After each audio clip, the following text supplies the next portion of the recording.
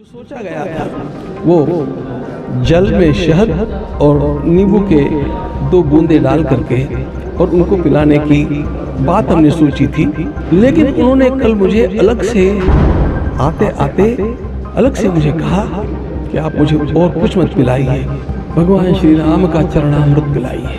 जैसा तीर्थ दिया जाता है मंदिर में वैसे ही उनको देने वाला था, लेकिन उन्होंने धीरे से कहा पिलाओ ना।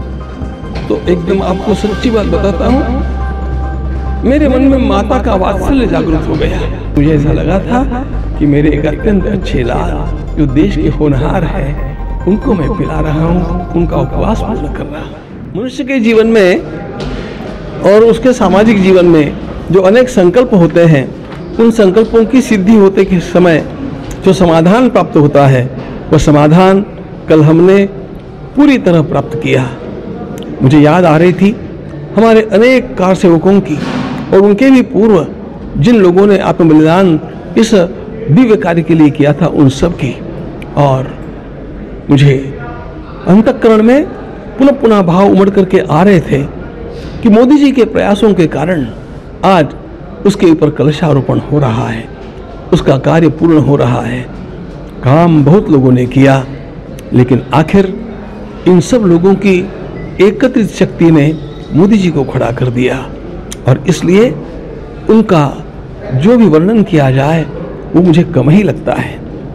मैंने केवल भावुकता में उनको राजर्षि नहीं कहा, उस प्रकार का उनका जीवन मैं देख रहा हूँ। कल समय अल्प था इसलिए मैं पूरा बोल भी नहीं पाया, लेकिन इन 11 दिनों में उन्होंने भगवान श्री राम के मंत्र का बहुत जप किया है।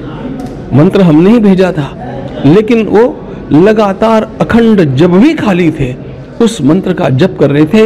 ये मैंने स्वयं अवलोकन किया है। तो इस प्रकार अपने को अपनी वाणी से, अपने मन से और अपने कर्म से, अपने संसर्ग से साधने वाला कोई एक राष्ट्रनायक हम लोगों को प्राप्त हो जाए, ये देश का सौभाग्य है।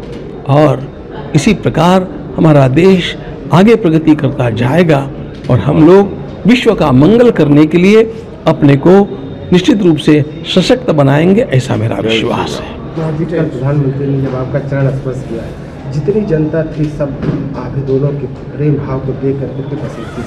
क्या आपको कैसा लग रहा था उस पल का, कैसा लगा आपको? देखो, क्या भावनाएं थी? जब मैं तो समझता नहीं था कि उनके मुख में मुझे पिलाना है।